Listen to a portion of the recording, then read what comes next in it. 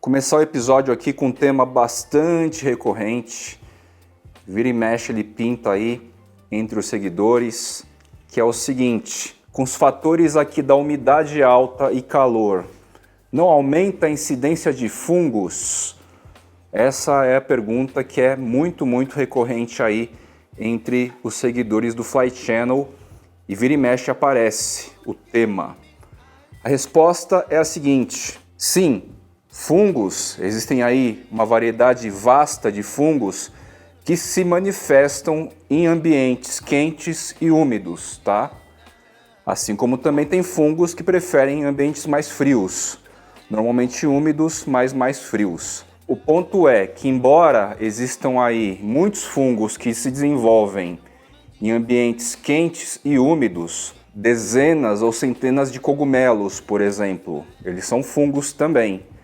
Fungos nocivos para as plantas são poucos, tá? Se bobear, conta-se aí nos dedos as espécies de fungos realmente nocivos às plantas que preferem aí um ambiente quente e úmido. E aí como a gente faz? A melhor maneira é a gente prevenir uma infestação, uma proliferação de fungos entre as plantas. Primeiro, parece brincadeira, mas a gente ter variedades e espécies diferentes ajuda muito, né?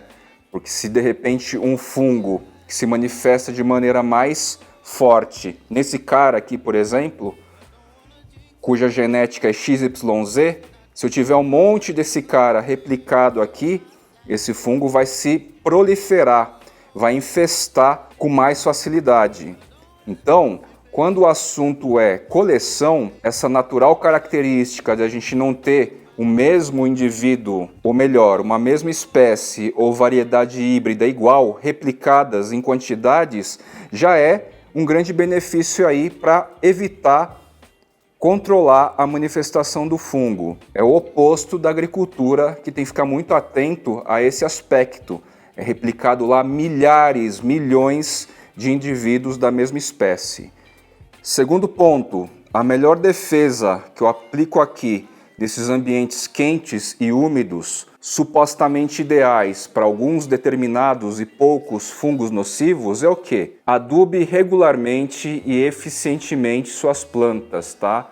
Eu tenho feito um composto aí que eu tenho trazido em episódios sequenciais, no substrato NPK, COT mais Bokashi e Monstera Lab geral. Plantas eficientemente nutridas vão garantir o quê? Um metabolismo equilibrado, uma saúde equilibrada, e aí elas ficam resistentes a pragas em geral e fungos. Então, normalmente, as infestações de praguinhas comuns, como cochonilha, pode até ocorrer, mas bem localmente, num único indivíduo, e não se espalha. Mesma coisa para fungo, pode até acontecer, num caso ou outro, bem localmente, mas não se espalha, tá? Então, quando a gente está falando em fungos, é assim que eu tenho trazido as informações para combate e principalmente as práticas para prevenção. Ambientes assim geram um clima ideal para manifestação de diversos seres, incluindo os fungos, incluindo as plantas de áreas úmidas, de florestas úmidas. Contudo, esse preventivo a partir de um sistema nutricional aí eficiente para as plantas, é meio que tiro e queda, sim.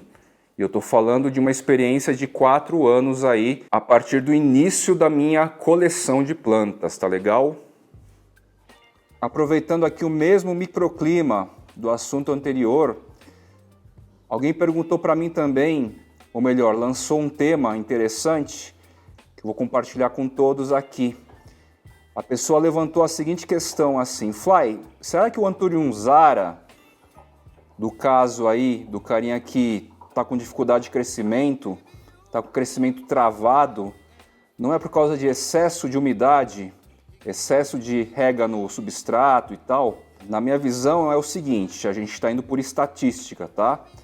Vamos dizer aí que 99% das plantas contidas aqui no mesmo hábitat úmido, inclusive com substrato mais molhado do que úmido, a gente tem um resultado aí super eficiente, crescimento constante, muita exuberância, muita força, obviamente aí com boosts periódicos de nutrientes, de nutrição, tá?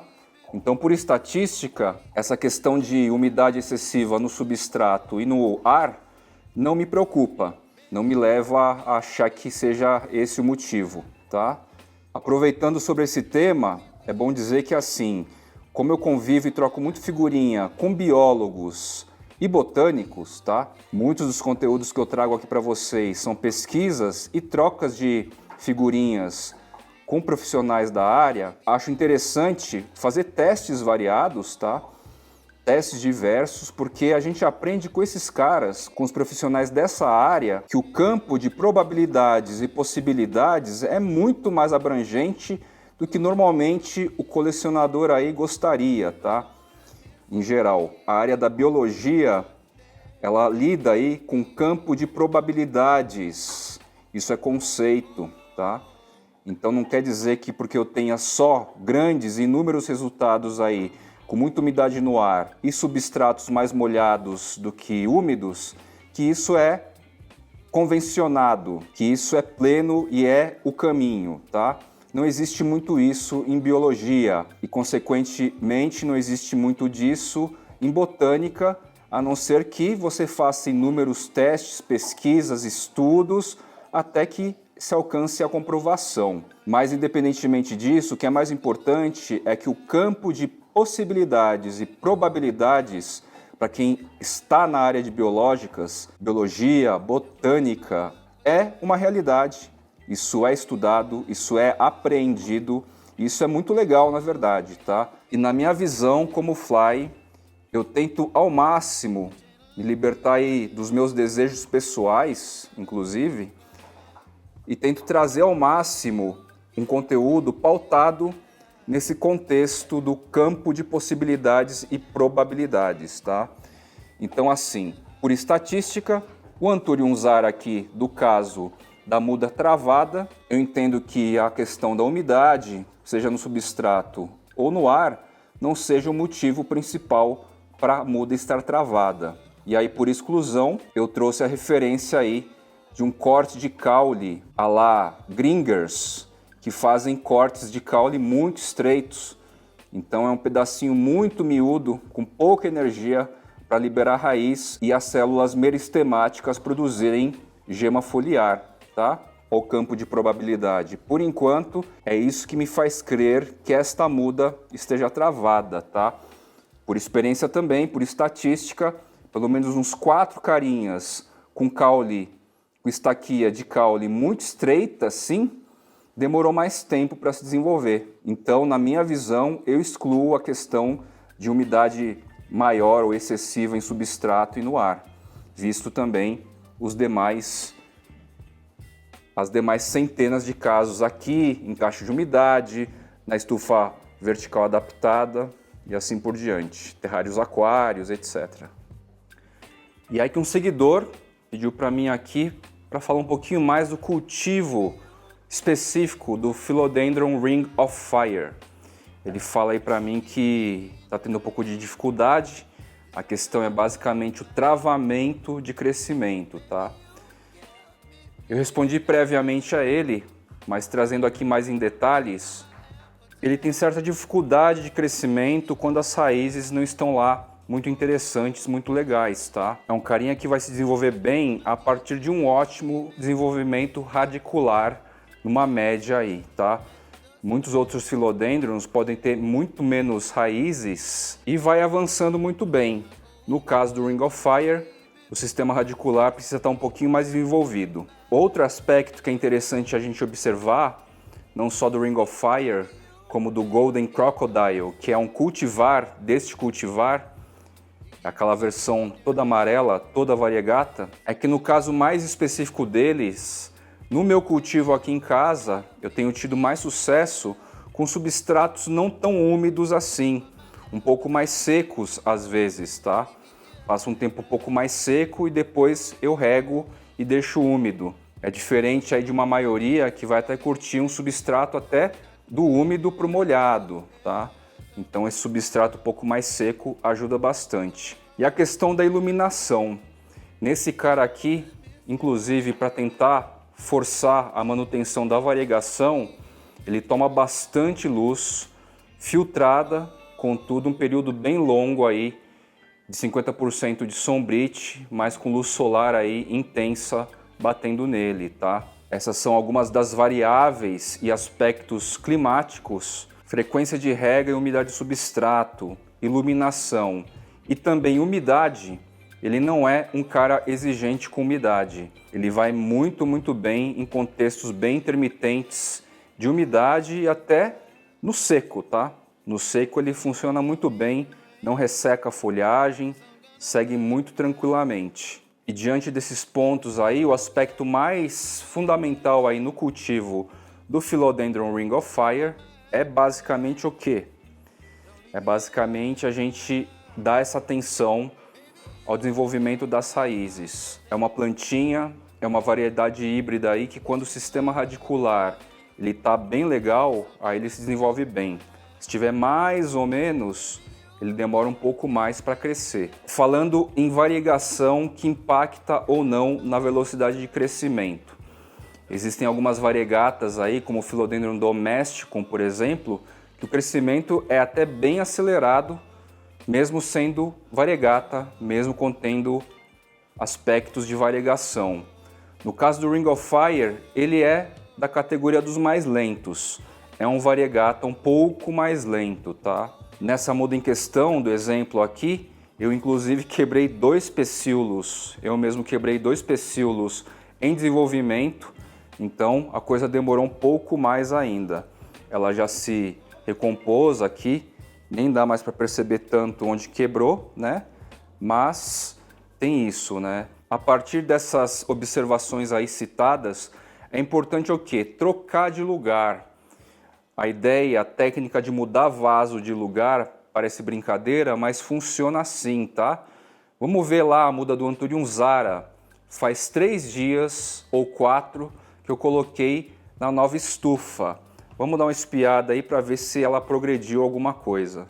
A gente está falando basicamente do tema de planta travada em seu crescimento, tá certo? Olha o exemplo do Zara então. Realizei todas aquelas mexidas que vocês acompanharam, troquei de lugar e olha aqui, ó, essa geminha foliar despontando. 3, 4 dias apenas, tá? Então a técnica de mudar de lugar, óbvio, considerando todos os elementos que eu comentei anteriormente e considerando que é o Ring of Fire, trocar de lugar funciona assim. Essa coisa de mudar de lugar eu já apliquei inúmeras vezes em plantas que não estavam reagindo, respondendo bem em crescimento, tá? Então a partir de agora, ó, tudo indica que o Zara, nessa nova posição, depois de meses estagnado, ele vai seguir um jogo mais interessante, tá? Um outro seguidor pediu para falar um pouco sobre as variedades e espécies geófitas, caducifólias, plantas decíduas, que são os carinhas aí, as aráceas no caso, que entram em dormência profunda, né? Que some pecíolo, que some folha durante os períodos mais frios do ano, tá? Infelizmente, esse indivíduo SP do gênero Asterostigma, por causa das chuvas, o pecíolo quebrou durante as tempestades aí. Não sei se vai nascer outro na temporada, tá? Costuma nascer um pecíolo apenas em um conjunto aqui de folíolos, né? Durante a temporada mais quente. Mas esse é um exemplo interessante, ele é arácea, é relativamente raro em cultivo. Na verdade, eu não me debrucei ainda muito para identificar que espécie que é essa. Na minha visão já é descrita, mas está aí um primeiro exemplo de uma geófita, uma plantinha que perde suas folhas, pecíolos, durante os períodos mais frios do ano. Esse aqui é outro gênero, Tacarum, arácea também da família. Não sei a espécie também. Essa folha ainda está em expansão e é a primeira vez que eu vejo aqui, dedicando esse conteúdo para o seguidor, tá? Ela também costuma liberar só um pecíolo e uma folha, um grupo de folíolos nessa época do ano, e é a primeira vez que estou avistando. Ela costumava vir um pouquinho mais tarde, tá? Chegava lá no final do verão, mas dessa vez, com o calorzão que tá, eu acho que ela resolveu despertar antes. Gênero Tacarum. Condição de cultivo para ele de muita umidade, batendo bastante água no substrato, tá? Eu costumo manter os vasos posicionados, né? Eu não tiro os rizomas, os bulbos, eu deixo. E já é a quarta temporada que ele aparece aí. O Asterostigma, a planta anterior, já surgiu aí umas 3 vezes. Nesse vaso aqui que está abaixo do Anthurium veitch, padece, não vou ter como mostrar, mas vou deixar a foto, Cyrtosperma johnstoni.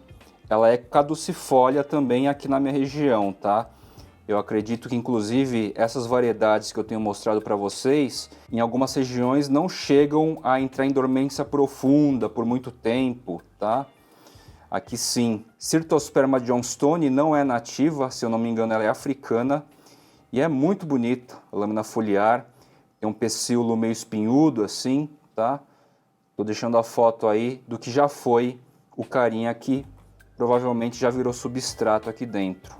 Aqui em um dos terrários aquários do quarto onde fica o Gabriel, onde ele trabalha, a gente tem aqui, ó, gênero Anaphilopsis, outra arácea, no caso aqui nativa, tá? Asterostigma e Tacarum que eu mostrei para vocês são nativas, brasileiríssimas. Cyrtosperma johnstoni, que eu mostrei a foto, provavelmente africana, se eu não me engano.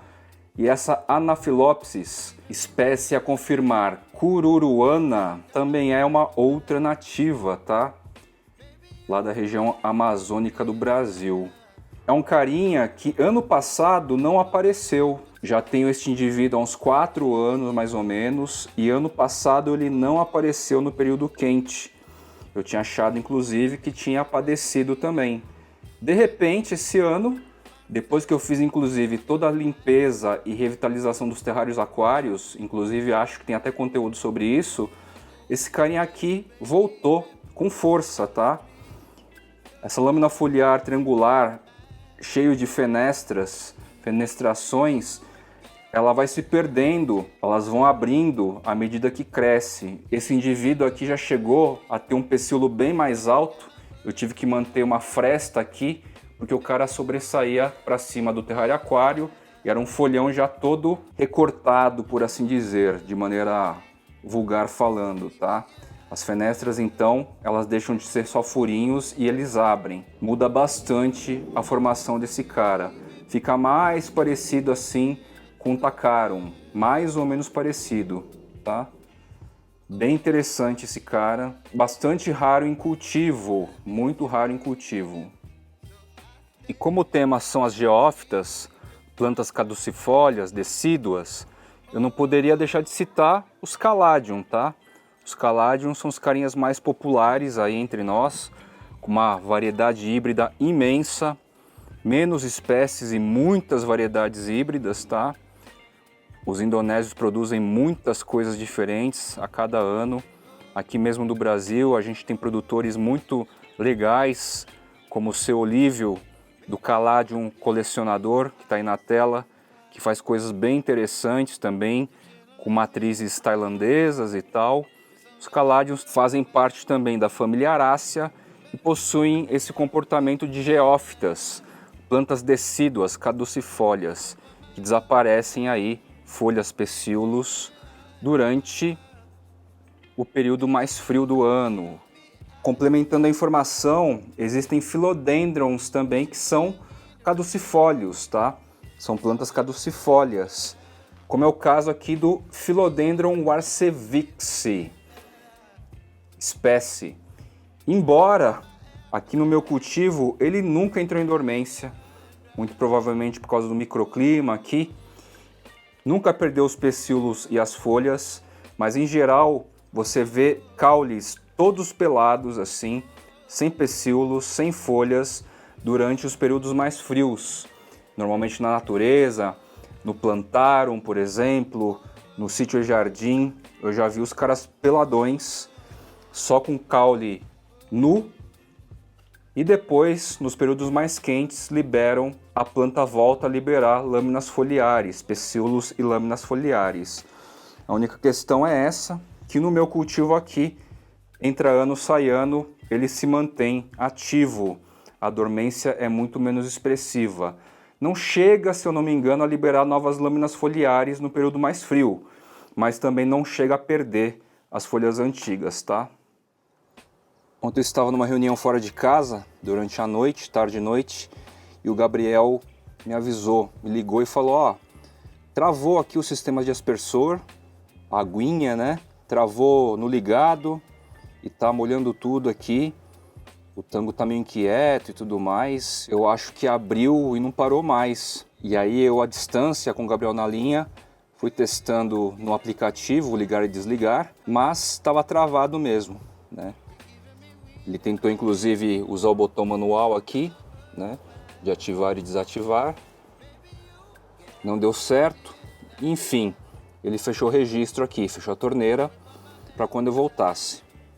E aí voltei à noite e tal, e fui basicamente checar a bateria. Não sei se vocês lembram que bem recentemente, em episódio bem recente, eu retirei o cartucho e recoloquei o cartucho e aproveitei um restinho aí que tinha de pilha. São duas pilhas AA. Enfim, esgotou a energia aí. Ocasionalmente a pilha acabou com o registro aberto, né? O registro do módulo. E aí, só fiz a troca tal. Automaticamente plugou de novo no aplicativo e voltou a funcionar, tá? Eu percebi que um dos contatos da parte da bateria está levemente oxidado. Dei uma limpadinha bem de leve assim, só por garantia, tá? Mas o que eu quero dizer com esta parte do episódio é que basicamente as pilhas AA no módulo de abertura e fechamento oferecido lá na plantoisstore.com.br, a pilha durou há praticamente 12, 13 meses. Que eu lembro muito bem que eu resolvi instalar os sistemas de aspersores controlado pelo módulo entre as férias de final de ano de 2022 para 2023, entre 25 de dezembro até aí a primeira semaninha de janeiro de 2023, tá? Então, a gente fechou um ciclo de 12 meses, quase 13 meses, e esse rendimento é muito interessante, né? Fora a resistência do aparelho, essa área aqui bate sol direto, chuva direto, muito calor, quando tá frio faz frio aqui, então a parte de erosão supostamente seria mais alto. Comentei que deu uma leve desbotada nesse cinza chumbo aí, um plástico, mas o aparelhinho aí está muito resistente, muito eficiente, custo-benefício bem alto em relação aos módulos desse tipo que tem marca, vamos dizer assim, tá? É bem legal mesmo, carinha. Ontem, final da tarde, começo da noite, eu estava em reunião justamente com o Juliano, criador do Monstera Lab, tá? Ele veio me entregar esse exemplar aqui no galãozinho oficial, ó. Vai ser pretinho assim. É o carinha que eu tenho falado bastante para vocês. A formulação continua idêntica. Já era sabido que a embalagem, o galão oficial seria preto. Agora já tenho aqui. E o pessoal da Plantois está com o estoque atualizado lá. O endereço do site está aí na tela. E fazendo um chamado rápido aí para os interessados lojistas do Brasil inteiro, quem quiser receber um kit gratuito aqui, kit starter de utilização para testar o Monstera Lab, você que é lojista, você que tem um e-commerce direcionado ao segmento de plantas aí e quiser fazer um teste para adquirir o produto, para oferecer na sua loja, no seu e-commerce, estão abertas aí as portas para isso, tá? Basta procurar o pessoal do atendimento lá no WhatsApp do próprio site plantoisstore.com.br, tá? O Juliano começa a abrir aí os canais de vendas para além da plataforma plantoisstore.com.br.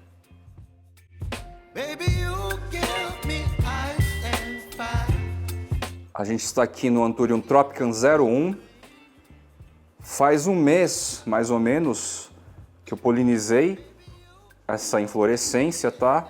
A fase de frutificação está mais ou menos a 1/3, quase metade do caminho. Aqui tem uma espécie, ou seja, é um híbrido de primeira geração com outra espécie, então teremos híbridos de segunda geração aqui. E nessa outra inflorescência, hoje mesmo, a antese feminina ficou bastante evidente. No Tropicans 01 as gotículas ficam bastante nítidas, tá? E eu trouxe pólen para cá também, já, de uma outra espécie. Então, no detalhe aí que eu tenho trazido, nesses detalhes todos que eu tenho trazido sobre os híbridos de Anthurium, o que acontece aqui? Se você tem duas ocorrências de inflorescências, você pode produzir aqui já dois híbridos distintos, tá? Dois híbridos no caso de segunda geração. Uma espécie aqui e outra espécie diferente aqui. O Tropicans 01, pela minha visão aí, é um carinha relativamente fácil de polinizar, ou pelo menos esse primeiro pólen aqui pegou com mais facilidade. Vamos ver esse segundo aqui, que é uma outra espécie, para ver o quanto é que vai pegar, né? Como eu tenho comentado para vocês também, os pólens, o morfotipo dos pólens é muito diferente de uma espécie para outra, em termos de cor, textura, tamanho. A gente vai ter uns pólens mais granulosos, maiorzinhos, como o do Anthurium clarinervium, por exemplo. E a gente vai ter pólens bem fininhos, como por exemplo do Crystallinum, vai. Crystallinum é uma referência aí, tá? Faz uns 5 ou 6 dias que a inflorescência do Veite com Doraya aqui abriu. E hoje, analisando aí naquele esquema da macro, vou deixar a foto aí ao lado, a espádice já começa a se forrar aí das flores na antese feminina, tá? Basta ver aí na foto ao lado. Não é toda a espádice que está completa e forrada de flores, mas eu já vou começar a polinização agora, porque as florezinhas já sinalizam, então já consigo começar a brincar de polinização. Lembrando que eu vou fazer o procedimento a partir de agora por uns 3 dias consecutivos com o mesmo pólen, tá? Ou melhor, com pólen da mesma variedade.